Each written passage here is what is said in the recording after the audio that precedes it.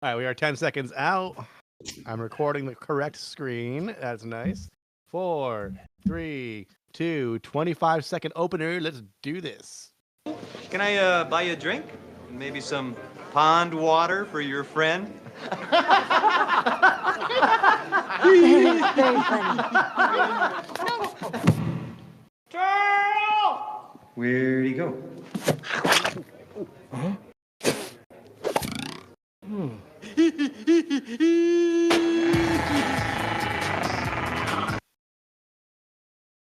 Worst movie ever made, an experimental movie podcast designed with one thing in mind: to find the worst movie ever made. I'm your host, Chris Hockman. I'm joined by my co-host and fellow mad scientist Rob Scucci and Bob Hasek. Hey guys, how are you? And why are we doing the Master of Disguise?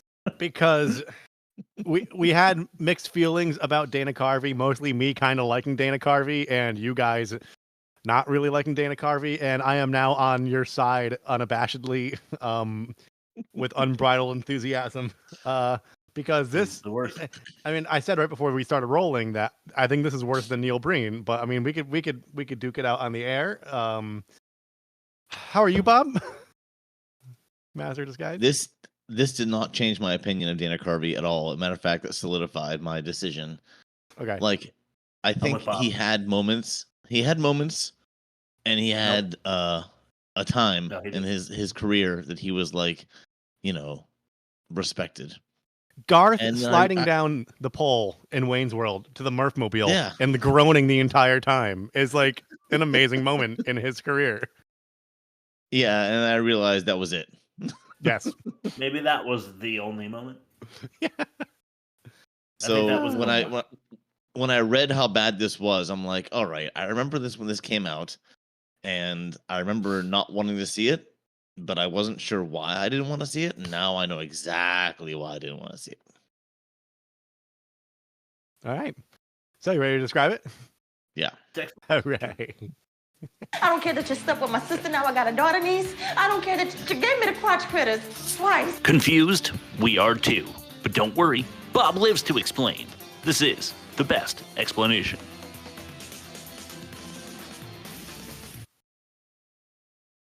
All right, I did an I alliteration for this week. Ooh. Impossible impersonations don't improve an idiotic idea. Yeah. Yeah, because that's Dana Carvey's whole shtick. He's good at doing impersonations. Not as good as Phil Hartman or the guy from Napoleon Dynamite or, anybody. Yeah, he's not good at it. So I don't really understand. Yeah, he's had a couple hits, and that doesn't make you good at all impressions. No.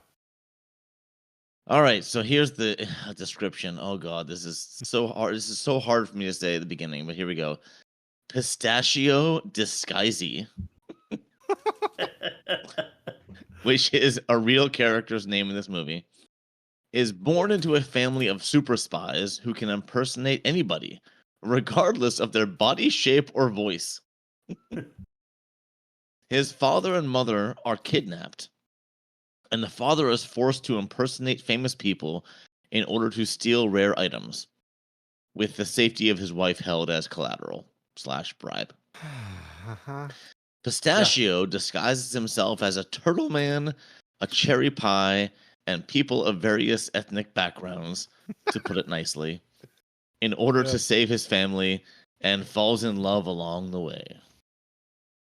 That's it. True. He does, and I don't think we have a clip for it, Rob, but he does disguise himself as a cherry pie. He does. As Bob mentioned. I didn't pull the warrant song before we started recording, so I can't even pay proper respects. My cherry pie. Cool, drink of water. You didn't understand the reference. All right, let's throw it to the worst YouTube comment. Sure. Experts say that going onto YouTube and reading the comments is tremendous for your mental health because everybody else by comparison is batshit insane. If I had known that, I'd have been here months ago. All right, we're not doing YouTube this week. We are doing an email, which reads thusly. The year was 1987. I was 14 years old. My sister was 13. My brother, 11. Our parents wanted us all to go out to the movies as a family. I don't know why that's in quotes. I mean, they are a family.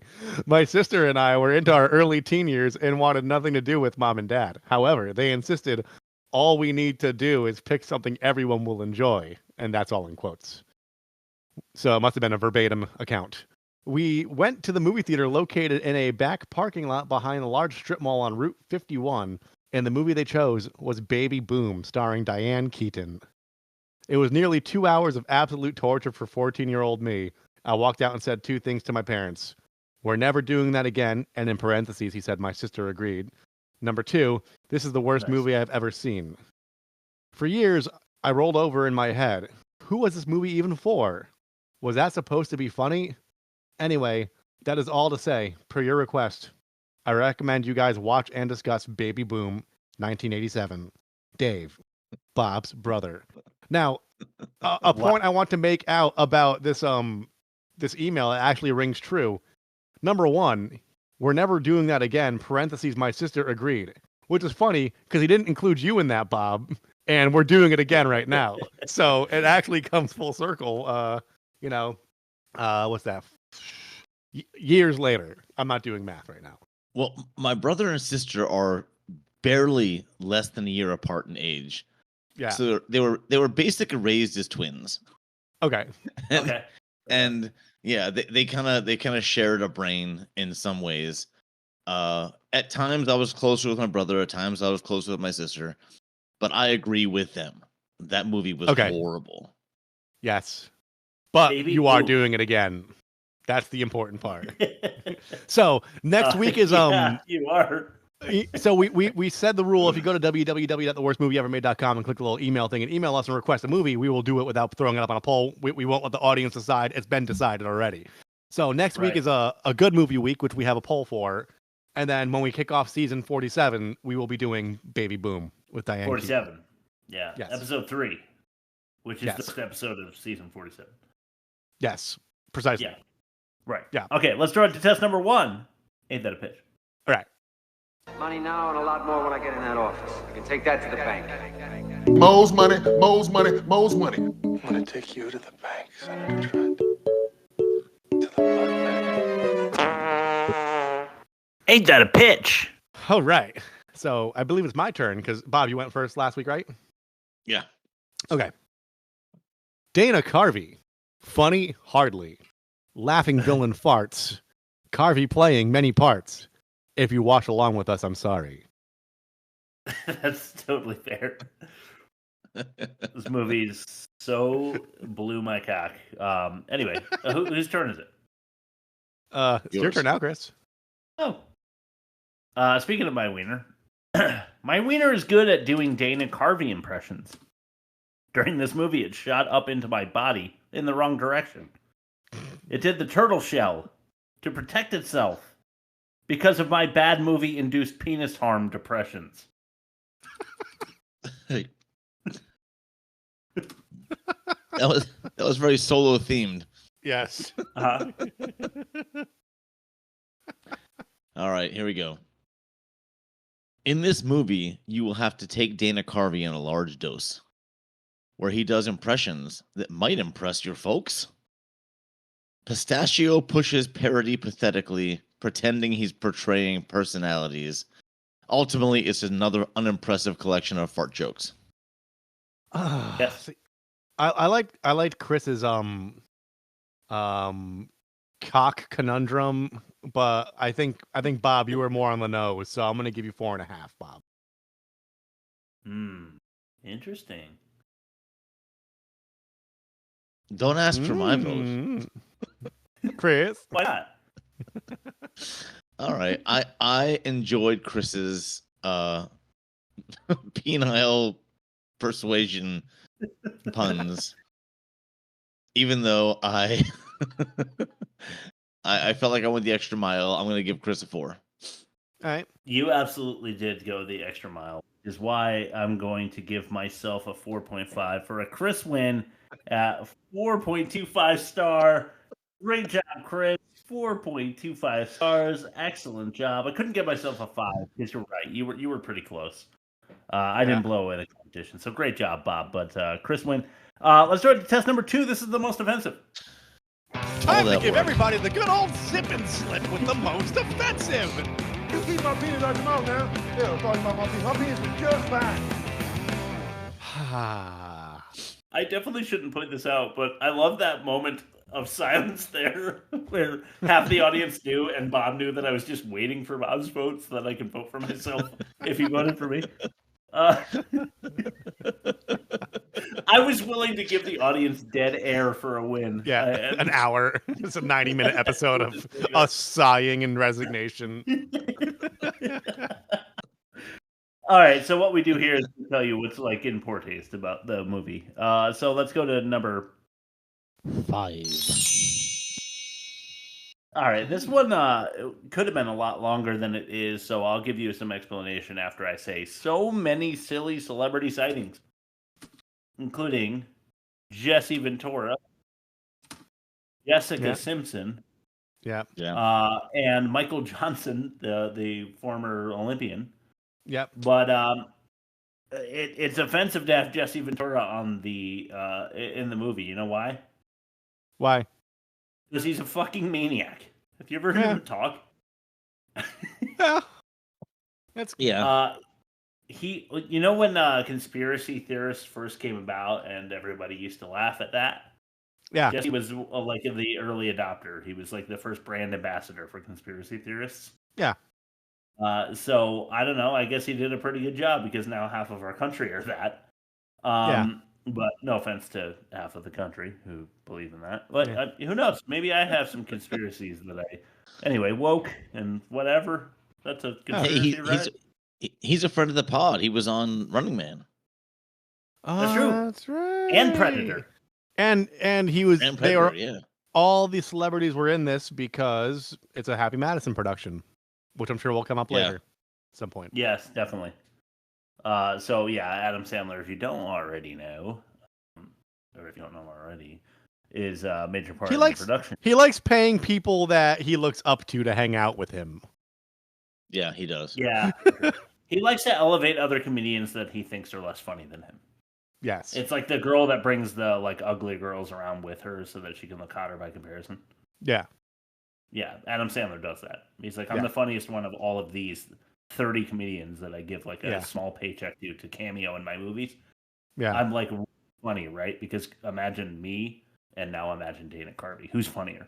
Yeah. Like, okay, I guess you win. It's not even close. It's not even close, which is kind of sad. Yeah. I know. I hate it because Adam Sandler sucks my ass. All right, number 4.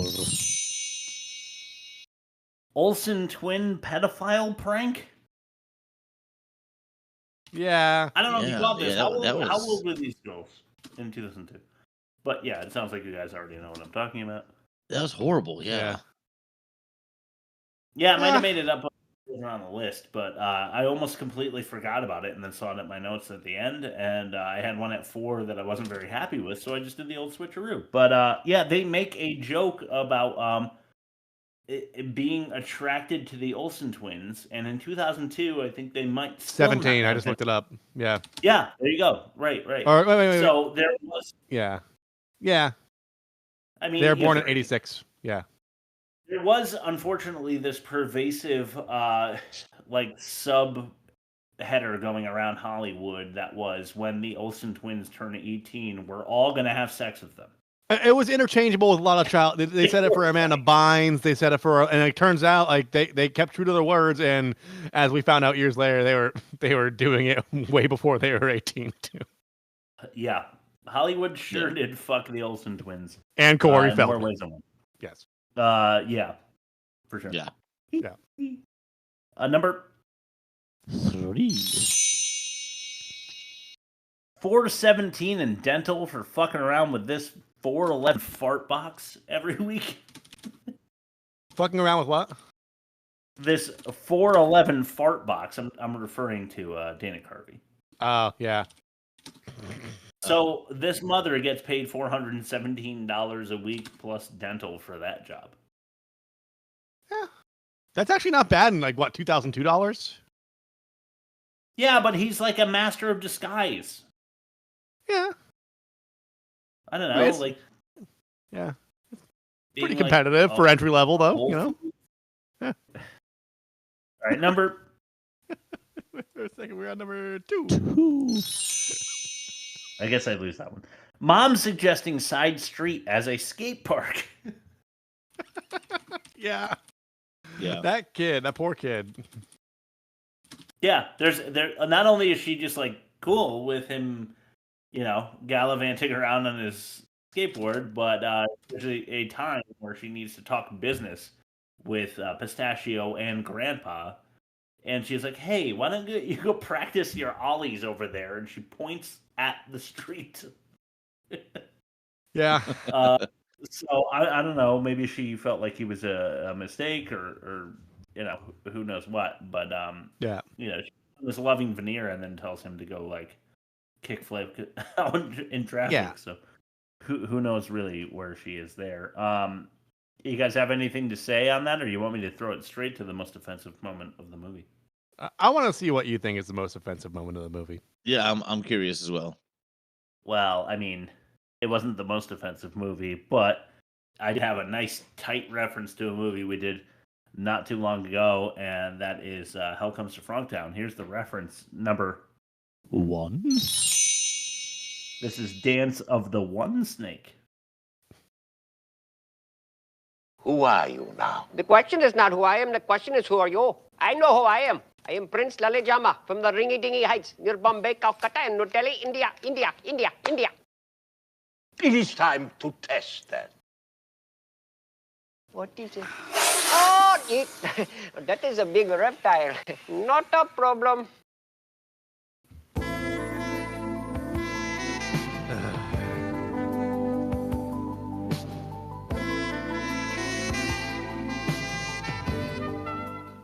Oh, yes. He wouldn't hurt anybody now.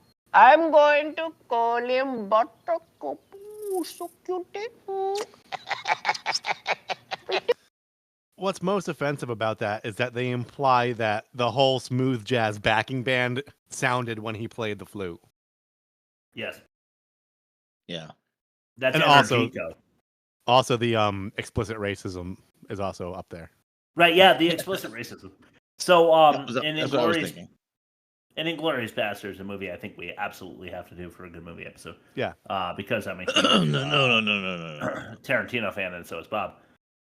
Yeah. But there is a moment where there is a German officer who catches that the dialect of this pretending to be German officer, British guy, has an accent he doesn't recognize.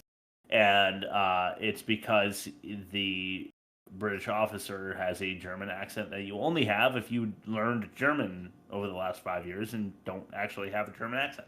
Yeah. Right? So this is what I'm talking. It's awesome. He's like, I'm from the Mount Pitzpaloo, and talks about where he's from. This like tiny little, and that's why Tarantino's dialogue is so good. He'll come up again in this episode, by the way. But there is no particular Indian accent, I bet you. It's just the one that all of us can probably do. Go ahead, guys. Do your best Indian accent. Thank you. Come again. You could just do the... Yeah. Welcome to Quickie Mart. You can do the Puna Hasapima Pedalon, yeah. Yeah, exactly. Huh. Everyone knows how to do that. It doesn't make Dana Carvey very good. It just makes him offensive, like I just was. And I'm sorry. Yeah. Rob, why don't we throw it to your ad read? Hey, do you have any really good ideas like this one? You know I'm trying to get that chicken and check casher place off the ground. Chicken and check casher, that don't go together. Neither does chicken and waffles, but you see how that blew up. Oh.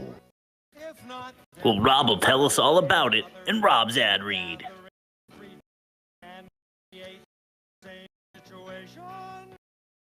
Today's episode of The Worst Movie Ever Made is brought to you by what Lord of the Rings sounds like to people who don't like silly wizard shit. Swoggleflop hibbled through the Blornyquatch, sprinkled fizzled Zindelbop across the Narnic breeze.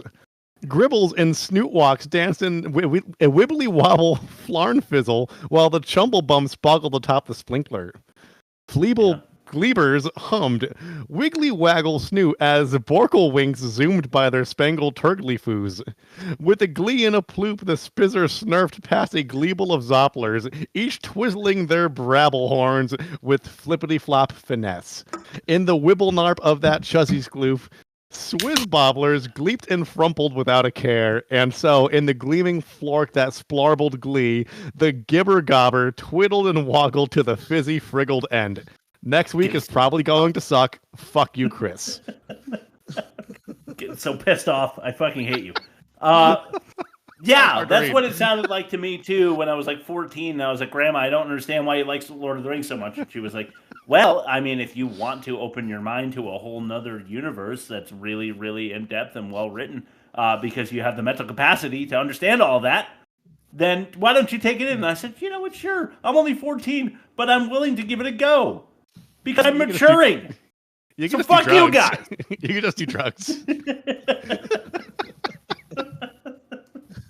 All right, let's start to test number 3, the worst dialogue.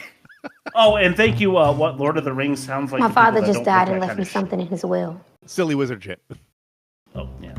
But I thought you said your father was already dead. Well, he was just dead to me, but now he's dead to the rest of the world. It was, typing it and reading it out loud were two different exercises Can't get much for my worse brain. than that. Maybe it will in the worst dialogue. I mean, I hate you for it, but you do deserve some credit. All right, how about number 5? Pistachio. Fabrizio decided to keep the family legacy a secret from his son. The boy never knew the truth about his urge to disguise himself with anything he could find. Pistachio, I hope you're not making faces in the mirror with the underwear on the head. That would be crazy, Papa. Unless, of course, I had a shaving cream beard to go along with it. This is my grandson, Pistachio. He has always been a little different. From the very beginning, he had impulses he could not control. You slap me, I slap you. That's so fucking unfunny. Me slap me, I slap you. It's like... So he understood and spoke American English and already knew how to do the Who's Your Daddy slapfest. Yeah. But somehow forgot it. Thrown the continuity of this movie out the window for a very sophomoric and unfunny joke, in my opinion. Kids can't hold their own heads up because they don't have the neck strength until they're like 6 months old. And we got doctors out there slapping their asses like... shaken baby syndrome in every hospital everywhere. Do they still do that? They don't do that anymore. Well, the ass slap was it was to open their eyes because their eyes were like closed for so long. Like it's not dystrophy, but like it was like the jolt would make them like pop their eyelids open. Basically, he didn't open his eyes. Clear. Smack him in the fucking ass as hard as possible. I'm a professional. It's number 4. 4. This is Butter Bottom. Your pep talk is transforming, my tiny butter bottom. I mean, Jennifer. You said tiny butter bottom. Did I? The future mother of my babies? I mean, Jennifer. You said future mother of my babies. Did I? Fat cat mama with the red dress on? I mean... You said... I know. I don't know why I said that. It just was the emotion. It just... my first kiss. I must apologize. I was a little forward, but perhaps you enjoyed a little bit. You know what time it is? Oh, yeah. No, I don't know.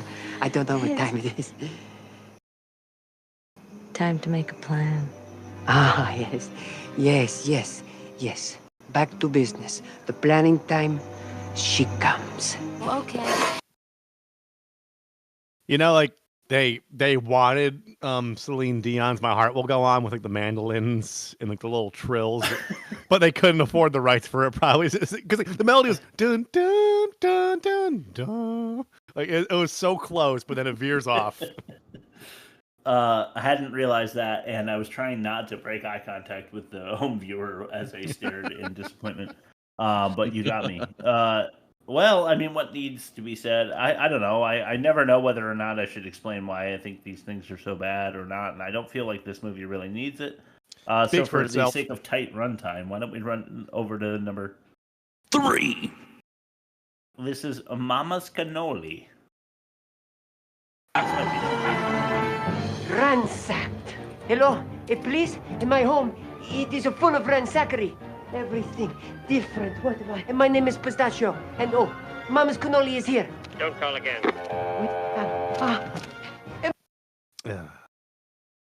He also says ransackery again, as if you didn't hear it the first time, you would laugh so hard. He says it 3 or 4 times, I think. Yeah. It's not good. It was literally never funny, but also why would he tell the police that his mother's cannoli? Is there unless he's fucking with the police, no one's that dumb, right? So I don't know. My answer for these non sequiturs that make no sense, that aren't even funny, is there was a director's cut and there was more meaning behind the cannoli that didn't make it to the theatrical. Maybe. Which makes it funnier because they are this one's got to go, and then they still kept it in, kind of. Yeah. I guess, yeah, Rob, but that's giving this movie too much credit. Yeah. Your bingo card. Yeah. Number 2. Word. Moisture. Oh. Well, you're a tall drink of water, and I just love moisture. What? Allow me to introduce myself. My name is Gammy. Gammy Num Num. Devlin Bowman. Don't be ashamed of your feelings. Your desires are perfectly normal, I assure you. What desires? Well, guess what, Backstreet Boy? This is one Girl Scout that isn't content to be the Malcolm in your middle. Run along, Gammy. Run along. Touching me. Gammy, run pushing along. me. There's pressure. All right. Pressure. Go, Moving go, me back. go. Touching. Okay. What's your name? I'm Barbara. Nice to meet you. Barbsy. We're never going to make babies. All right, so Bob, I hope this doesn't ruin your worst production. And Rob, I hope you're still with us. Yeah, I'm good. Mike Myers, Eddie I'm Murphy, and or Robin Williams, any one of the 3 of these actors who do movies in this vein could not have saved. In my opinion. No, it's but what they terrible. Uh-oh, we lost Chris. He was saying something. I still can't hear you. Saying something about Robin Williams, Mike Myers, and Eddie Murphy, all talented titans of thespianism in their own right. Yes. Couldn't save this if they were in place of Dana Carvey. And that's a fact. Yes. Yeah. And Chris is just spazzing out on the screen right now. All right, Chris, can you hear us? Yes. I hear you now too. Oh. Awesome. Yay! Hey. Okay. So you want to finish that thought? Because we kind of finished it for you, but I want to hear your take. Yeah, but first, can you hear this? No, noise gate, dude. All I heard was sorry, I just was desperate to bring that back. But yeah, Mike Myers, Eddie Murphy, and Robin Williams all would have done a better job improving than Dana Carvey, which is funny because Dana Carvey is the SNL guy. So is Mike Myers, so is Eddie Murphy, I get that. But any one of those 3 could have brought this movie to a higher level, but they would have never signed on in the first place because the idea behind this movie is just trash. Everything about it is bad. I hate everything about this movie. But what were you guys saying? What did I miss? Same thing. I was just saying, even if they elevated the premise, it would still be below the bar. Yeah. Yes. It is. Yeah. All right. Well, I'm glad you support my thought there. Let's go to number 1.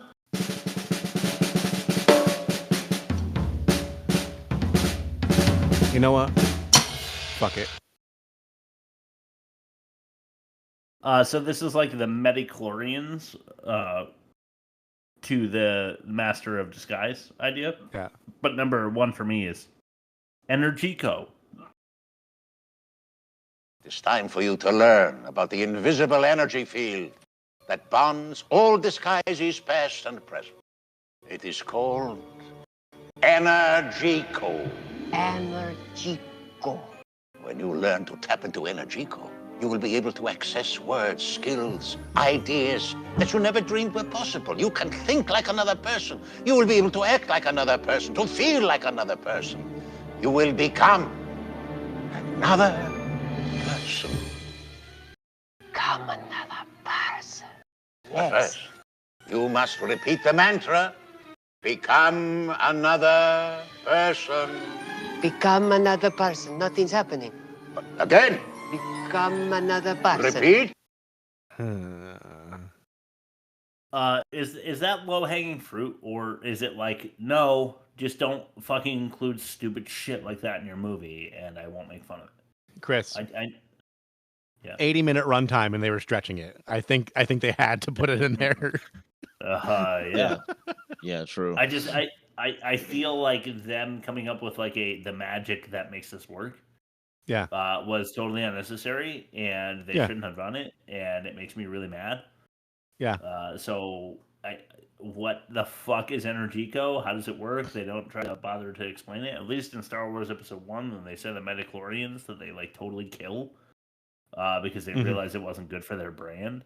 They tried to explain what was going on, but Energico, like, okay, so can anyone have it? Is it like the Force, or is it like something you're born with? Like, I have no idea what the fuck Is it a going Peter on there. Gabriel song? I don't know.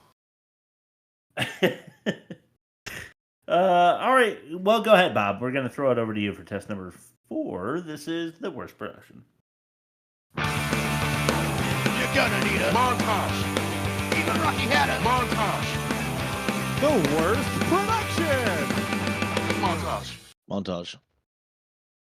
Montage. The worst production tagline is PGesus. Yes. So this is going to be a longer explanation. I apologize, but it's worth it. The Master of Disguise first began when Adam Sandler and Sony wanted to develop a movie with Dana Carvey. I guess because he'd been out of the limelight for a while and they wanted to bring him back. So the first draft of this movie was an R-rated parody of Mission Impossible. And in that version, Carvey would have played a comic espionage agent named Master Disguisey. All right. And they did a rewrite soon after where he got to rescue the Partridge family, which was forced to reunite the Partridge family to form a global TV network. The producer absolutely loved it and thought it was hilarious. However, the studio executive in charge hated it and wanted something PG because they wanted to tap into the massive youth market. Okay. And finally, they settled on what essentially is the fourth draft of the film, which, by the way, Dana Carvey made to entertain his two, at the time, preteen sons. Like that's how he wrote this movie, is he wanted to entertain his two 9-10-year-old sons. Okay. Where he plays a sweet-natured Italian named Pistachio Disguisey who discovers a family heritage of blah, blah, blah, blah, blah.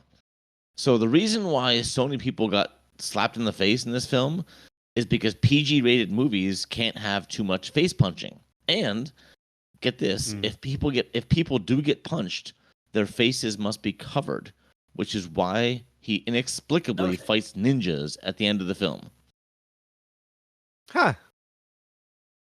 Okay. And it just exactly. And it just so happens that most of the budget of this movie went to set design, celebrity cameos, and CGI. Yeah, celebrity cameos. Ultimately, the whole thing was just a forced PG project. That's why I call it a PGesus. That's a forced PG project. Yeah. Yeah. Sounds exactly right. That was essentially my estimation. I assume, Rob, that you felt the same way. Yeah. Let's just find a way for Dana Carvey to like make people, like want to punch their own dicks, and then luckily dicks are capable of like jumping up into their bodies, so to avoid the abuse. All right, let's throw it to test number 5. This is the worst acting. I'm a grown-ass man. I got bills to pay. I got another family across town. I got this nasty drug habit, and I'm in love with this bitch I can't stand. We know all about the worst acting. All right. Number 1, Daddy. This is Muscles. You think you got muscles now? Try this. Okay. Why does he have underwear on his head? They had to work in the Hans and Franz bit, of course, right? That's from SNL. Yeah. They'll pump you up. Yeah. Little girly man. Yeah. 100%. But kids suck, and I hate kids. So, how about number? Yeah, me too. This is what? So, listen to me true, Pistachio. You are now a level 1.5 apprentice. But Master, without your guidance, how will I know what to disguise myself as? You will have to listen to your disguising instincts. Answer these questions for yourself. Who, why, where, how? Would they take your mother, the cuteness, and your father, my son? Yes. Who, why, where, and why? No, wrong. Who, why, where, and how? Oh, yes. Who, why, what, and what, and what, and what, and what? Wrong. Who, why, where, how? Yes. Who, why, where, how? That's it. You got it. Yes, who, why, where, how? I say who, why, where, how? I say who, why, where, how? I say who, why, where.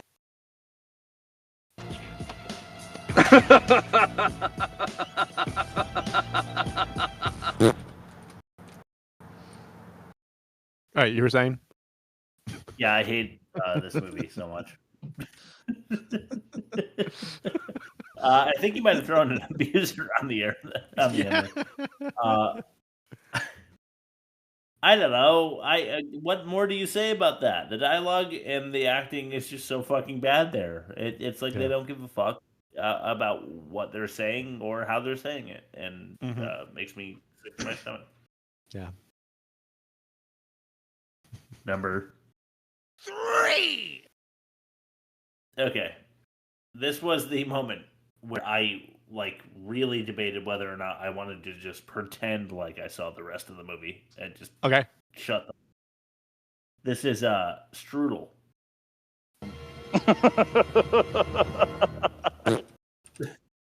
Sorry, Strudel, you said. The other one.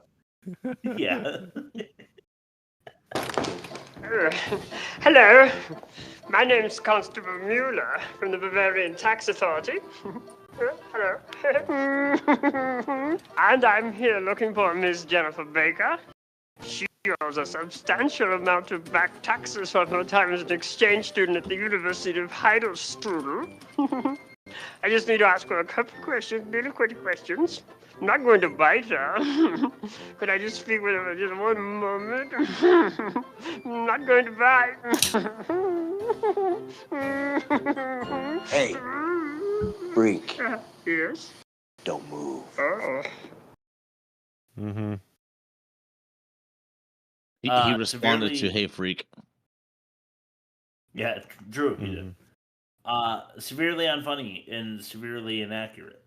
I thought that was the maybe worst accent in the movie.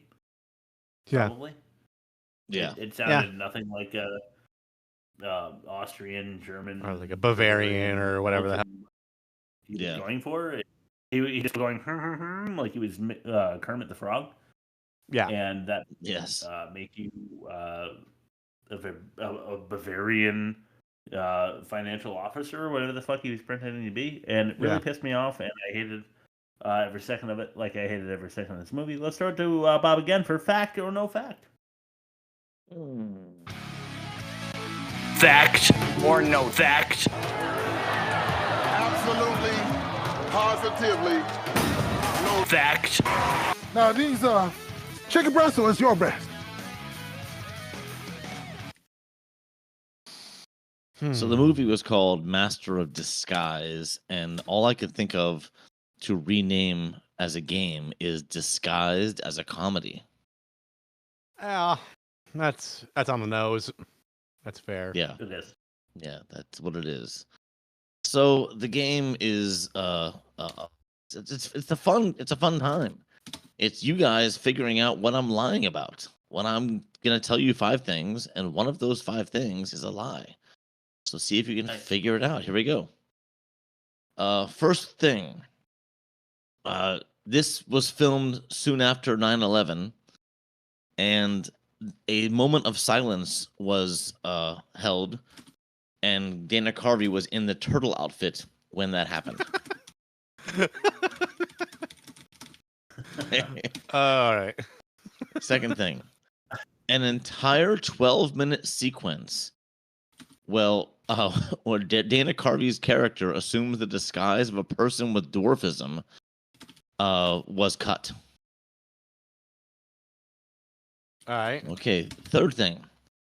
Dana Carvey wasn't allowed to do his famous George H.W. Bush impersonation as it was owned by SNL, so he did a GW impression instead. Okay, fourth thing. Producers had to pay Madonna $17,000 just for Dana Carvey to say the words, "Papa don't preach." How many dollars? 17,000. Oh, wow. Okay.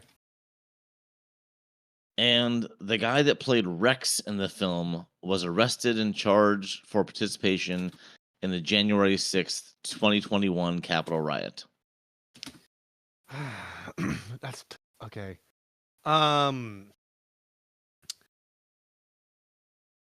Long before we decided about this movie, I was aware of the meme of Dana Carvey possibly wearing the turtle outfit during 9/11, but I also know the jury's out on it because there's it was like written on IMDb or something, and there are conflicting reports whether the film was still in pre-production or somebody just like made it up because it's kind of funny.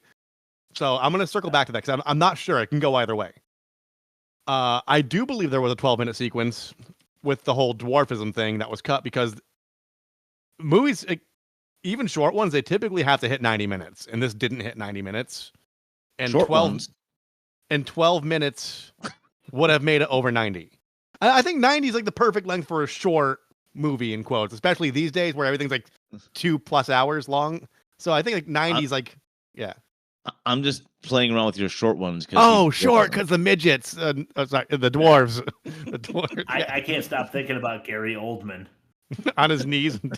You can find our Tiptoes episode at www.theworstmovieevermade.com, a movie in which Matthew McConaughey drunkenly and earnestly yells at the top of his lungs, "I'm a dwarf!"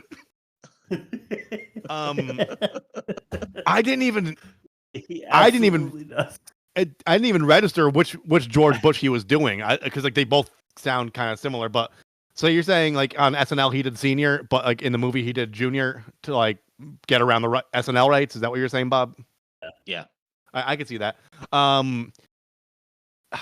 With the little bit I know about music publishing and rights, you need 8 consecutive bars, I think, with the chord progression and the melody, and they didn't do a full 8 seconds. So I think they got under or out of paying Madonna because it wasn't like a long enough iteration of her property. So that might be bullshit.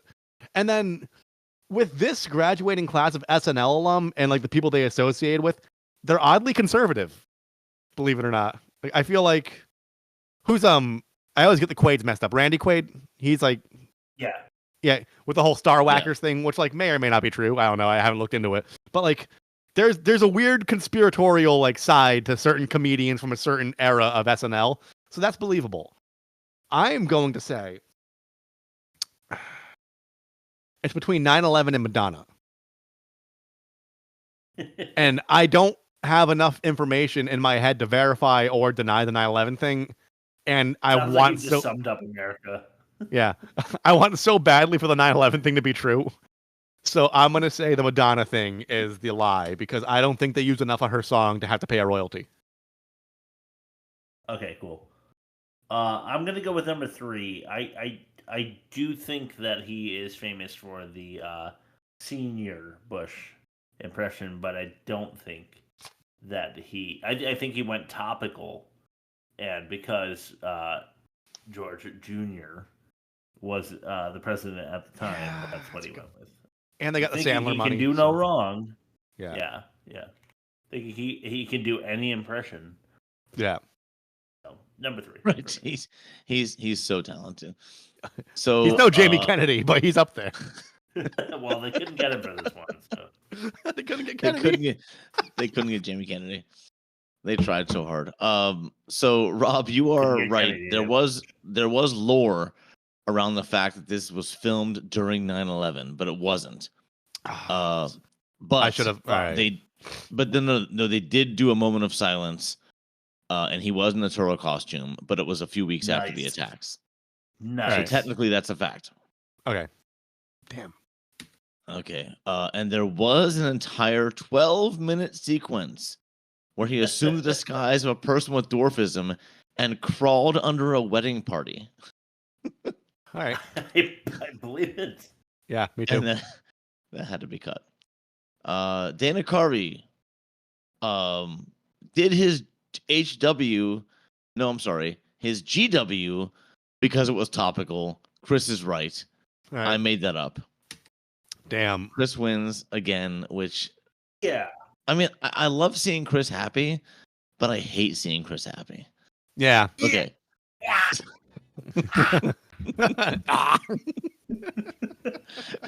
Fucking win again.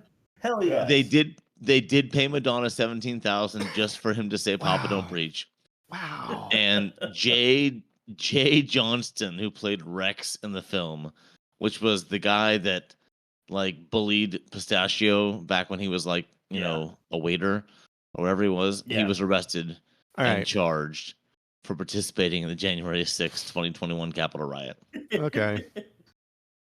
Damn. Which, like, never happened in the first place, so I don't know why they would even arrest him. It was a non-violent something. I think someone pooped on a desk at some point, but that was the extent of it, right? Well, yeah. Maybe a little poopy on a desk. I think they beat a police officer with a flag, but you know, that wasn't Well, Ah. Stop. I don't think that even happened. You're Jesse Ventura in my mind. Yeah. All right, let's throw it to the catch-all.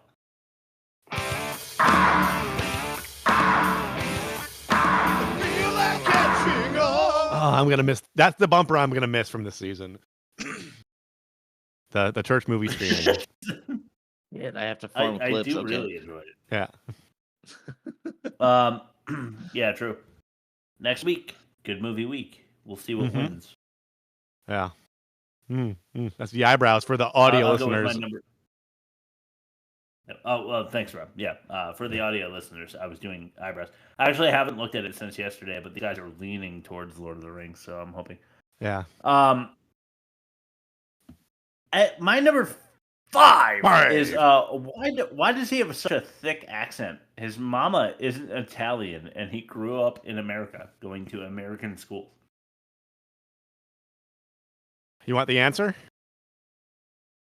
Yeah, I do. Because this movie is a vehicle for bits, and funny accents equals funny.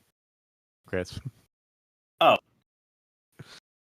I just thought it was weird that last week Dave from Outer Space had a more American accent than Pistachio, who grew up in America. It might have been in class when Dave taught him. And somehow he still has a really thick Italian accent. I like that you called him Dave from Outer Space. I love that. Okay, so I might be going out of sequence here, but what the fuck with biting the guy's nose off and spitting it back on? Oh God! I mean, that's our opener. And apparently that was Sandler's idea. No. It doesn't make sense because he was shocked by like the absurdity of it, but like you would have felt your nose being ripped off, and there would have been a hole there. Like so, they're saying that as a disguise, the material that you touch with your disguisey hand can also alter the appearance of the person who's antagonizing you because of the what's it called, the Energico. Energico. There's enough Energico on the beak to make it hot enough to cauterize the wound, but cool enough that it can refuse as soon as he spits it back onto his face. Fucking stupid. All right. I wasn't aware that was our opener. I'm sorry. Oh, it is. It is. Well, it's not. It is. It is. I don't know. We only play the audio reel when we're doing this on the air, and we pretend to watch it. Yeah, so we don't. Yeah, I have no idea. Yeah, you want it, people. That's how the sausage gets made. www.theworstmovieevermade.com if you want to see the sausage in its 1080p form on YouTube. Yes. Take that sausage and smash that subscribe button with it. Watch our YouTubes, because then you can see it. Number 4 is the Tony. I thought the Tony Montana was actually pretty good. But I mean, that's one of those ones that I feel like almost anybody can do again. Say hello to my riddle friend. Yeah, I did it like with Japanese R's and L's, but for some weird reason, I don't know why. I won't do it, but like if you say hello to my little friend. It's true. I don't know why he does that, but I've had a long day. If you go back into our archives, you can hear me do more voice work than I do now. Like I would read things and just pretend to be the actor. But I don't do that so much anymore. But if you want me to do a Tony Montana one day, you let me know. You comment on this video and you say, Chris, do a Montana accent. And I'll do it. And I bet you I'll do it just as good as knockoff David Spade did it in this movie. And I will say, The Quint, because I'm a huge Jaws fan. I think Jaws is my favorite movie ever made. The Quint was not good. He did not do a very good job at Quint. And I'm not saying I can do a better Quint. Yeah. I'm not saying you're not getting paid. Quint. You're not getting paid millions of dollars to say you can, though. Yeah. I'm just saying that he was like. Go ahead. No, I was just say it was way too long. Also, like that Quint. It was. It was weird. Yeah. A good 15 seconds would have been more funny than it was. But, okay, well that's once you get the idea of what he's doing, that's enough. Yeah. You don't need the lengthy impression. The first two Scary movies did it well, where like they made the reference and they fucking barreled through it and they moved on to another bit. Right. Yeah. Right. Spanish ladies. All right. So I'm going with my biting off the guy's nose right to my cherry spitting power. Like when he was disguised as the cherry pie. When he was disguised as the cherry pie, apparently he had this ability to shoot cherries like a machine gun out of his mouth. Like what the fuck? So like, it's Energico. Apparently. Future. Yeah, apparently. Future. That's it. Huge vents. The building had huge vents, you know? Yeah. Big pipes. That building. Yeah. Probably helped with that. Yes. Pipe logic. No, but 100%. Not only does he like take out guys by going and like shooting out a bunch of cherries, but there's a sniper like headshot. The cherry hits the guy in the forehead. Yeah. Yeah. Yeah. He looks like me this week. All right, let's go with number 3 for me is Bruce Willis catching some strays. Didn't appreciate this. Oh, his hairpiece for Die Hard or whatever when they were doing the montage. Die Hard 2 hairpiece? What's this about? Especially now, because Bruce Willis is like, the golden goose. He's America's like guy, And now he's going through some very difficult medical situation that I don't want to profess to know anything about. But I don't think he ever deserved to have the wig joke. Especially because he wasn't fucking wearing one. Nah, if you're gonna rip on anything, do his fucking blues album, where he's like ripping on the harmonica like a fucking badass. Yeah, rip that. Don't rip his wig that he wasn't even wearing. Yeah. Fuck that. All right, go ahead, Bob. What's your number 3? I was imagining the ninjas. So when they were in that one scene where the ninjas came off the ceiling, like he just like kind of snapped his fingers and said like, "Come down." Like I can just imagine all those ninjas on the ceiling just waiting all day, all night to be called for this one task. Just like sitting there, scratching themselves, like holding in their pee, like whatever they had to do. And then suddenly they're like, it's our big moment. Yeah, when we come down. I thought that made me laugh just thinking of what that would have looked like if that was actually real. That's like in Street Fighter when Jean-Claude Van Damme's character, he's like laying in the morgue drawer. So like you seriously just like you waited there for like 3 days for that lady to show up, and you could be like, oh hey. And it's like 36 degrees in there.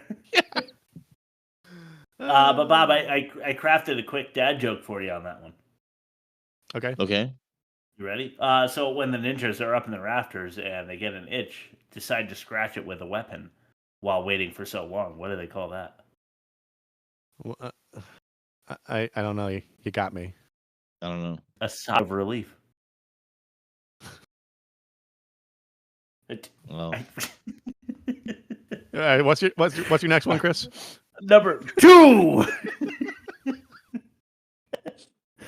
The opener was a snippet of the turtle scene. Can we talk more about it, even if we have already?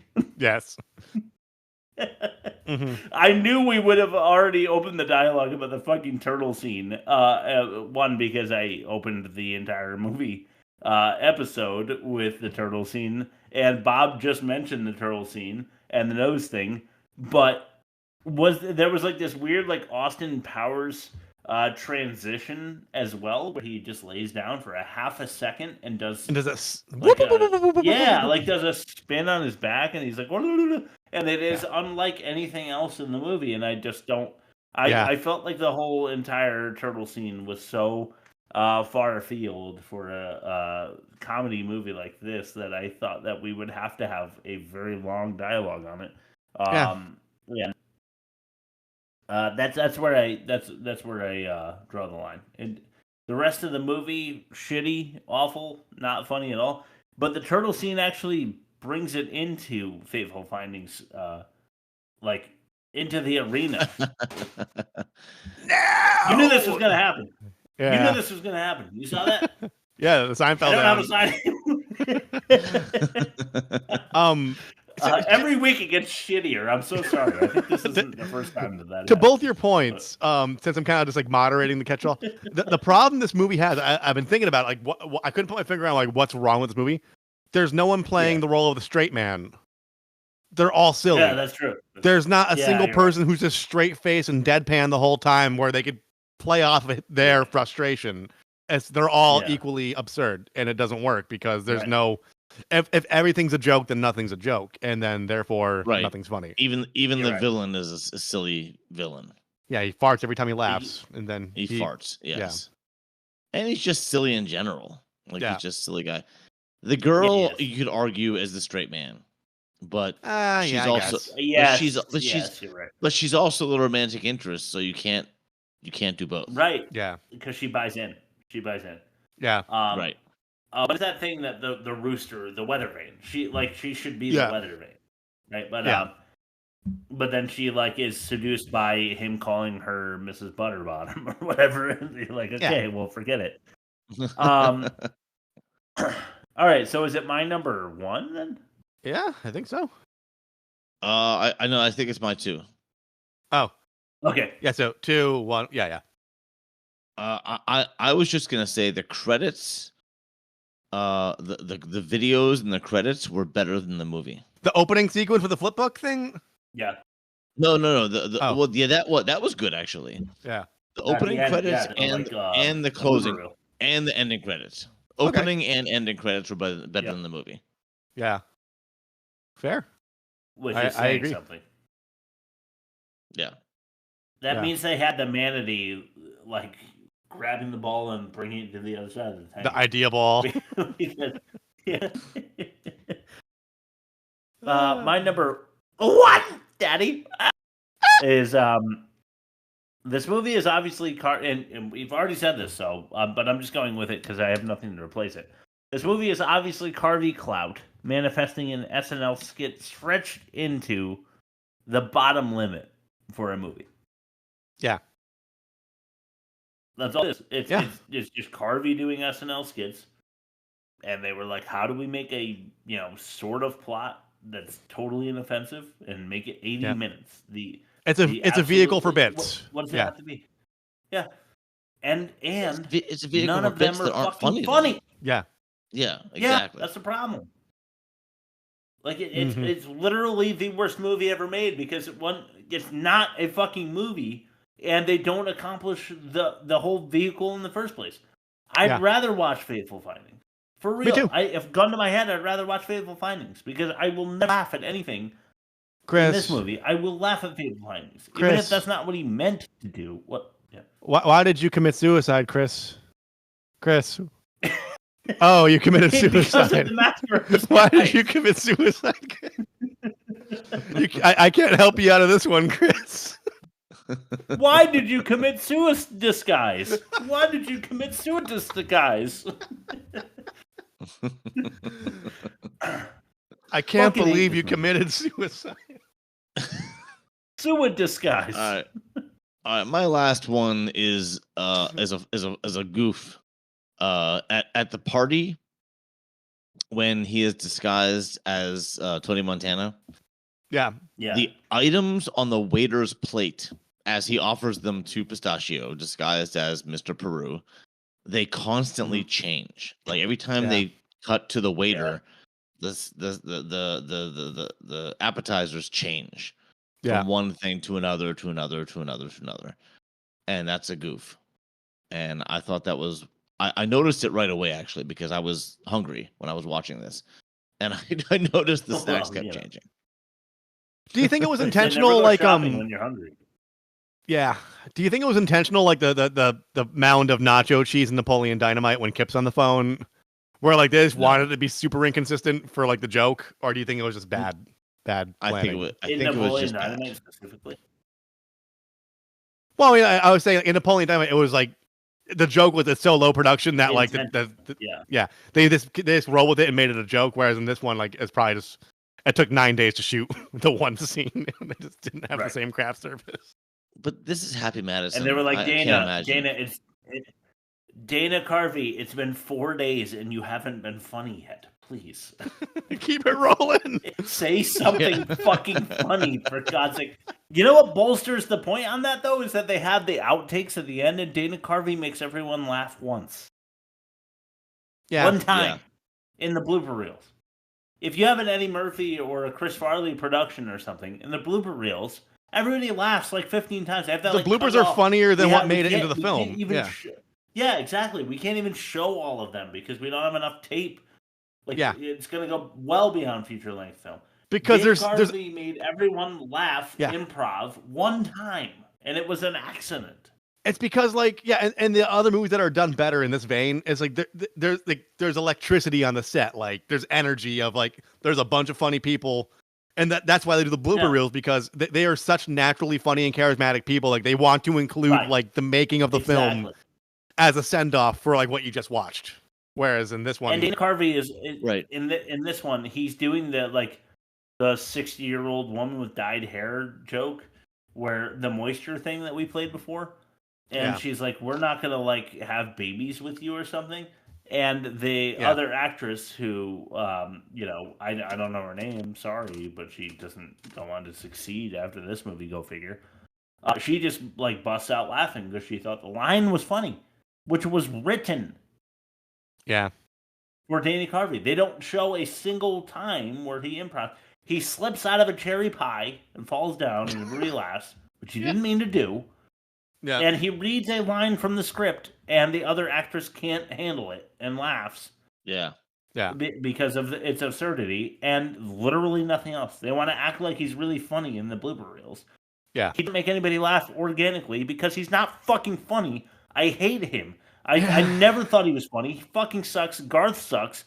Dana Carvey sucks. SNL sucks. Fuck both of you. Lord of the Rings next week, baby. Let's go. What we're I hope watching. not. Shoot to what we're watching. How we doing?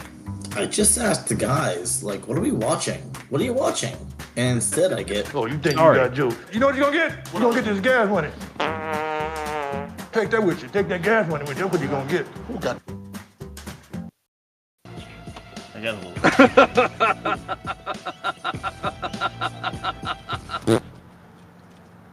Right, sorry, go ahead. Let's make the villain complicated. You go first when he laughs. For me, what I'm watching, I told you that Quentin Tarantino would come back. I'm watching Jackie Brown. It's just fucking awesome. It's awesome. It's a good movie. It is. Tarantino has so many good movies. I know they're a little immature. That he's not the like super genius that everybody says he is. I understand that, but like he's kind of a genius though. His dialogue's always fucking great. Like the best parts in Tarantino movies are not the action scenes; it's the dialogue from character to character. And Kevin Smith does the same thing. Only Kevin Smith isn't as cool. He's just his dialogue's just not as good. Sorry, it's good. It's obviously Kevin Smith. Quentin Tarantino finds a way to assume the role of the person that he's writing for better than Kevin Smith does. And Jackie Brown is really fucking funny and interesting and a period piece for like the 90s, but that like brings into reference like blaxploitation and Quentin Tarantino just has a great grip on that. Unfortunately, he might be a little racist. He loves feet. He's a fucking piece of shit, probably. And the N-word. But he's a good director. I'm sorry. I hate to say it. I was watching Jackie Brown and I was like, God damn it, this shit is awesome. Number two, I'm sorry. I just have to say it. I don't know, Rob, if you're caught up, but I am. The second season finale was fucking amazing. Yeah. I immediately, I don't do this anymore. I haven't done this since I was 18, but I immediately Googled, is there going to be a season 2? This was the first series once I caught up on the first 5 episodes, it was like, I haven't done appointment viewing for anything in like 15 years, aside from South Park. And I was Sunday night, I'm like, oh shit, there's a new Penguin. And I ran over to my projector and threw it on. It's fucking amazing. I don't know. But they have not confirmed a season 2. So that might be all we get. I don't know. And since that's a lame way to end it, I'm wondering, are you guys interested at all? And Rob and Bob, I'm going to say both of you are not interested in Gladiator 2. I'll peep on it. I'll check it out. I liked Gladiator. I'm not. When it comes to like the fantasy and mythology and just like the ancient whatever, I don't know. I feel like I just need to suspend too much disbelief, and I'm saying that as a sci-fi fan. It's just because sci-fi is in the distant future where things may have evolved a certain way. Where this is like, you're taking real historical things and making composite characters out of them. Yeah, I enjoy it. It's inherent entertainment value, but like for some reason I can't get fully immersed. Well, before I'm going to jump on. Go ahead, Bob. I'm going to jump on the Rob train and say that's exactly why I've never actually watched Gladiator. It kicks ass. It kicks ass. It's great. It's awesome. Good. That's the one exception to the rule is I really like Gladiator. I hated 300, but Gladiator was it's worth checking out. Bob. 300 is a movie for people for 18-year-old males. All right. Yeah. And like no one else. Okay. And when I was 18 and I watched it, I was like, 300's the dopest shit I've ever seen. And then I grew up a little bit, and I was like, wow, it's actually kind of lame. But also, my cousin Shane was like, 300 was all filmed in a studio, and you can see like where the walls are and where the CGI takes over. And I was like, well, I don't want to know that. But now their that I know abs are that, fake, dude. Their abs are like freaking made in Blender. But yeah, just to say, I know you guys aren't going to watch Gladiator 2. Well, Rob, it sounds like you might. I'll catch it when it comes to streaming, but I'm not going to make a day of it. Yeah. Yeah, it's something I'm like totally interested in. So I'll get back to you if I go and see it. I will tell you in some other what we're watching that I watched it. Go ahead, Bob. I'd be surprised if I was ever into a sequel, especially that many years after. Then again, I heard the Beetlejuice was actually really good, so I'm gonna make sure I watch that. I'm gonna make sure I see it. I'll see it eventually. So I went back to my indie film roots for this one. 1997, a movie came out called Gummo. Okay. I'm not sure if you've heard of this. I have not. I'm not exactly sure what I watched. So there was a movie that came out in 95 called Kids. I don't know if you have heard of this one before. I can't say I have. So the director of Gummo actually wrote the screenplay for Kids, and Kids was like a 90s view of like suburban white kids who acted like non-white kids, just getting into all sort of debauchery, like just very youthful sex and violence and that kind of stuff. Yeah. This had a very similar feel. It was like white kids and white young adults in suburban USA and all sorts of debauchery and disgusting behavior. It wasn't a good movie, but it's an experience. Okay. And this experience can't be duplicated outside of this medium. Like, unless you live in this world, you would never experience this kind of feel. So that's where I'm going to say it was a worthwhile experiment, and I'm glad I did it. Okay. It stars Chloe Sevigny. I don't know if you know Chloe Sevigny. No. No, I can't put a face to the name. Chloe. Yeah, it's Sevigny. Oh, I know the face. Yeah, and nobody else is recognizable in this movie, but she was a young, like, up and comer when it came to this movie. She was in Zodiac. Yes. Oh, she's in a lot of stuff. Yeah, but she was also in. She's a fiercely independent actress. She's in all sorts of indie shit, and this was one of them. Gummo, 1997. Gummo. Don't recommend, but if you're into indie shit and just want to be weirded out for an hour and a half, then watch it. No, all right. But is it on Tubi? It's on Tubi. No. Is it on Tubi? Oh, it's not. Damn. All right. Okay.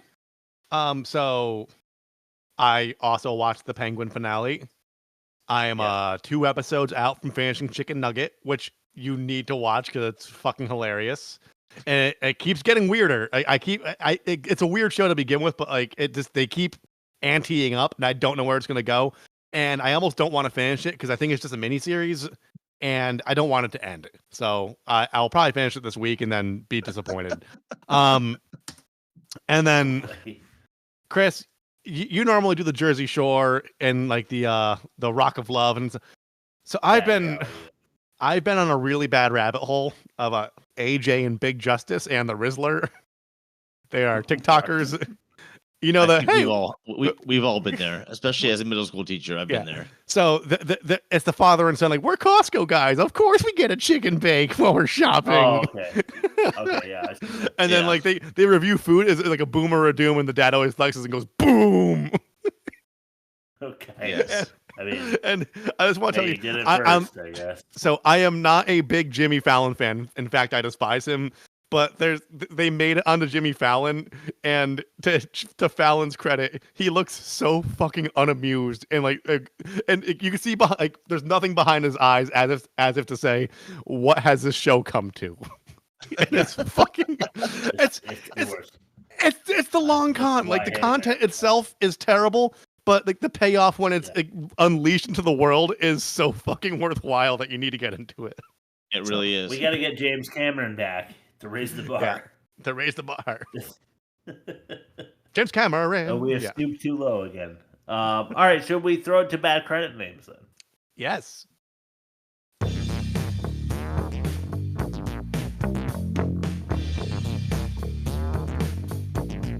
Stephen Hack, Allegra Craig, Larry Shorts, Cookie Lopez, Peggy A. Names, and the return of Nansky Tong Heater. I don't know. Should Peggy A. Names have won? Nah, I played it for Erin, and she was like, "I heard that, but like I figured because it was bad credit names, her name couldn't be Peggy Names." I was like, "No, it literally was Peggy A. Names." I like that though. I like that. Yeah, but Nansky Tong Heater was back. Yeah, Tong Heater. Well, until I feel like we've heard that name too many times. Yeah, returning champ for sure. Win. Yeah, definitely. Ass Cheek Arena champ Nansky Tong Heater. All right, let's start to the offensive minigame. Sure. But dude, mind your business, because I'll fight a woman if that's what your big ass really is. Oh, that's the kind of thing that fits in the offensive minigame. All right. Regag Rescue. Okay. Or Olson Oopsies. Olson Oopsies. Yes, Olson. Because that was a joke that was way too accepted around this time. Agreed. For child actors, especially when, like, now that we know what the people involved with were doing then, it kind of adds an extra layer of stank. I couldn't agree more. Yeah. Invisiglizzies or Side Street the skate park. Glizzies. Yeah. Because like Invisiglizzies? Yeah, because you can interpret the skate park thing two different ways. You could it's just I want my kid to be independent. He's playing. I trust my, preteen kid to like go out and have some fun and not get hurt. But you could also construe it as child neglect, a la the Rugrats. You could. All right, just run loose in this candy factory. Nothing will happen. But I think the lack of food is more offensive. So Invisiglizzies. Yeah. Insensitive Indian accent. Mm-hmm. Or extramarital mushroom hole. The extramarital mushroom hole is still that's worse. Having an affair while your wife is committing suicide is awful. I can't believe she committed suicide. I cannot believe she committed suicide. He can't help Why her out would of she this commit one. suicide? Why would you commit suicide? Why would everyone around me commit suicide? Quick foreshadowing on the upcoming what we're watching. I have all of Neil Breen's movies on my hard drive. I'll be throwing them on the Google Drive for you guys when there's space. I'm starting Double Down this week. Oh yeah. Yeah. Double Down. Oh yes. Double Down. All right, let's throw it to the movie comparison. Sure. They call it vagina, but it's Vagina. V''G''I''N''A. It's Vagina. You can't even spell vagina. That's what you're trying to spell vagina.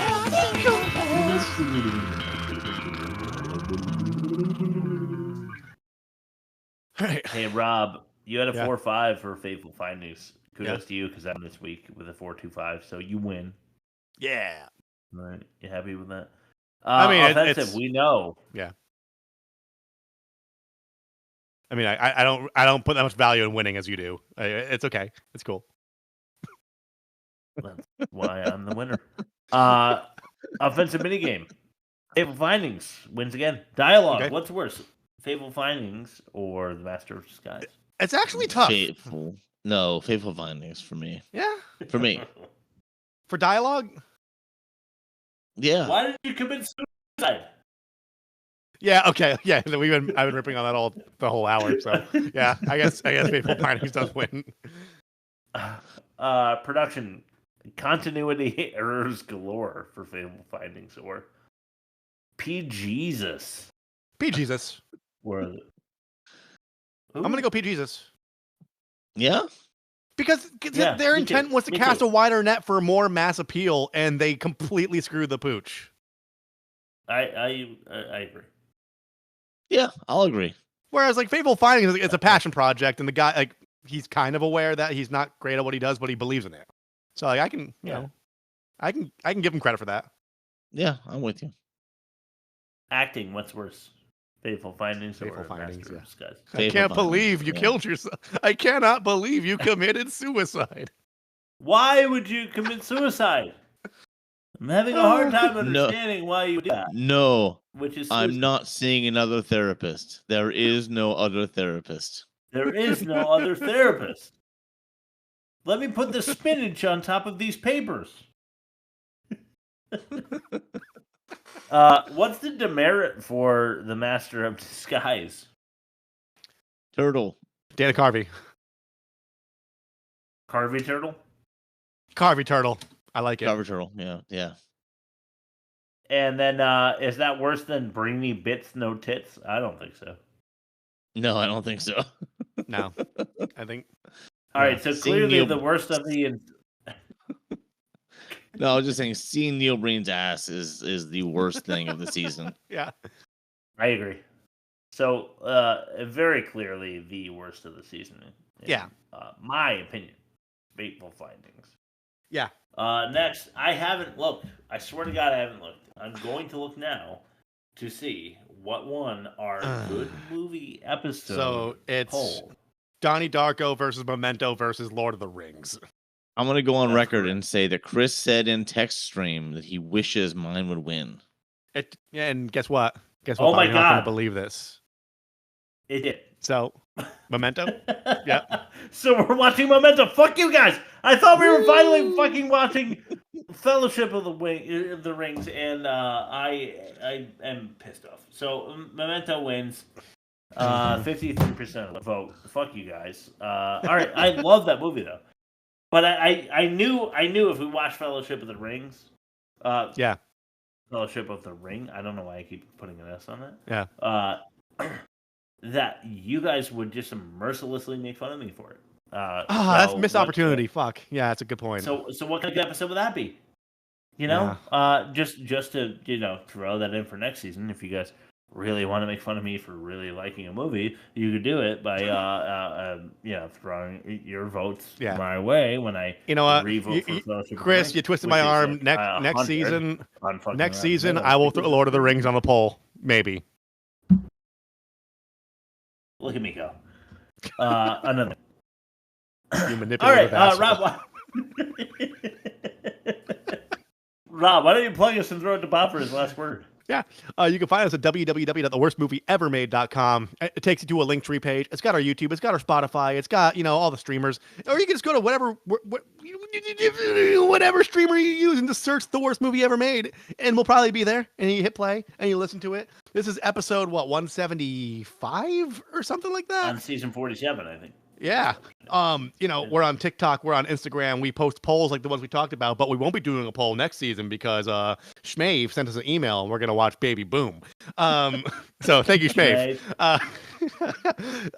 So yeah, you just search The Worst Movie Ever Made, and if you go to theworstmovieevermade.com, there's a little envelope you can click on, and it takes you to a little Outlook Express or Gmail or whatever the fuck you're using, and you can email us and request a movie, and we will watch it, and we will make fun of it, and you could cherish it, and we'll shout you out, and it'll be a good time. Bob, what's your last word? I can't get it out of my head. Disguisey. All right. And just because this is the end of the bad movie run before we do Memento next week, I am not going to roll out with the usual theme song. I went into the archive. So see you guys next week, and I can't believe you committed suicide. He killed himself!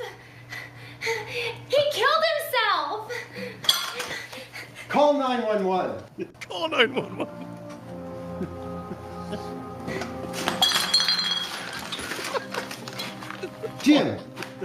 Jim! Call 911. Jim! The blood, he just goes like, with the blood on his hand. How could you have done this? Jim! Jim! I can't believe you committed suicide. I cannot believe you committed suicide.